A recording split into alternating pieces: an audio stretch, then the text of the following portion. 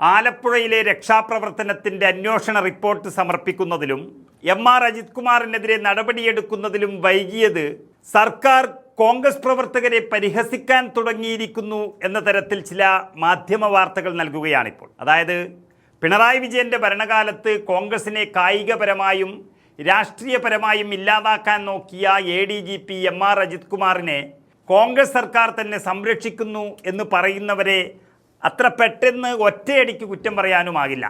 കാരണം ADGPക്കെതിരെയുള്ള SIT report DGP തിരിച്ചയച്ചിരിക്കുകയാണ്.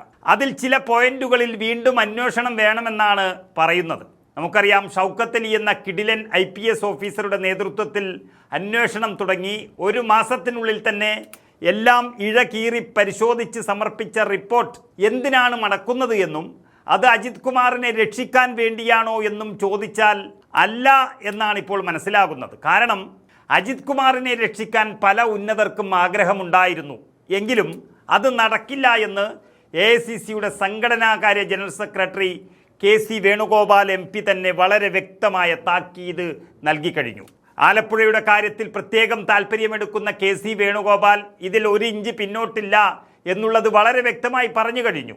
അതോടെ എം.ആർ. അജിത് കുമാറിൻ്റെ സസ്പെൻഷൻ തന്നെയാണ് സർക്കാരിൻ്റെയും ആഭ്യന്തരമന്ത്രിയുടെയും ഇപ്പോഴത്തെ ലക്ഷ്യം. സത്യം പറഞ്ഞാൽ ആദ്യത്തെ ക്യാബിനറ്റ് യോഗത്തിൽ തന്നെ തീരുമാനമെടുത്ത് ചരിത്രം സൃഷ്ടിച്ചൊരു കേസാണിത്. VD സതീശന് കോൺഗ്രസ് പ്രവർത്തകരുടെ മുഴുവൻ പിന്തുണ കിട്ടിയ ഒരു സംഭവമാണ് ആലപ്പുഴ രക്ഷാപ്രവർത്തനത്തിലെ അന്വേഷണം. അതിൽ മുൻ മുഖ്യമന്ത്രിയും ഗൺമാന്മാരുമൊക്കെ കുടുങ്ങുമെന്നായിരുന്നു എല്ലാവരും വിശ്വസിച്ചിരുന്നത്. അവർ മാത്രമേ ഉണ്ടാകൂ എന്നും പലരും കരുതി. എന്നാൽ തൃശ്ശൂർ പൂരം കലക്കിയതുപോലെ ഈ രക്ഷാപ്രവർത്തന കേസ് അട്ടിമറിച്ച കേസിലും പ്രധാന വില്ലൻ അജിത് കുമാർ എന്ന IPSകാരൻ തന്നെയായിരുന്നു എന്നാണ് കണ്ടെത്തിയത്. ആ പ്രമാദമായ കേസിൽ എല്ലാം അട്ടിമറിച്ച് ക്രിമിനൽ പോലീസുകാരെ രക്ഷിക്കാമെന്നൊരു ദൗത്യം അവിടെ നിർവഹിച്ചത് എം.ആർ. അജിത് കുമാർ ആയിരുന്നു. അത് SIT സംഘം വള്ളി പുള്ളി തെറ്റാതെ കണ്ടെത്തിയിരിക്കുന്നു. ആ റിപ്പോർട്ടാണ് ഇപ്പോൾ DGPയുടെ കയ്യിലെത്തിയതും കൂടുതൽ വ്യക്തത വരുത്താൻ വേണ്ടി അത് നിയമോപദേശം ലഭിച്ചിരിക്കുന്നതും. കാരണം പ്രതി അടുത്ത മാസം DGP ആകേണ്ടുന്ന ആളാണ്. അന്വേഷണം നടത്തിയതെല്ലാം കീഴുദ്യോഗസ്ഥന്മാരാണ്. എന്തെങ്കിലും പാളിച്ച പറ്റിയാൽ കോടതി ഇടപെടും. കോടതി ഇടപെട്ടാൽ എന്തെങ്കിലും തിരിച്ചടി നേരിട്ടാൽ സർക്കാരിന് അത് അപമാനമാണ്.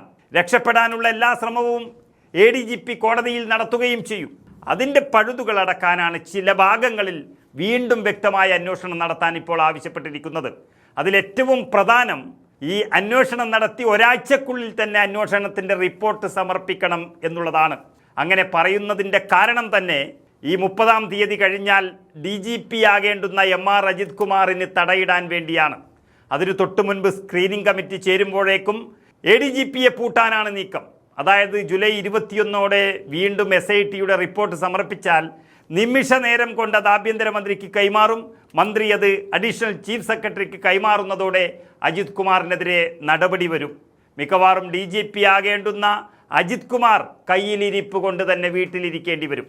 ഇത് കോൺഗ്രസ് പ്രവർത്തകർ മനസ്സുരുകിയെടുത്തൊരു തീരുമാനമാണ്. പണ്ടത്തെ കോൺഗ്രസ് പോലെയല്ല ഇപ്പോൾ.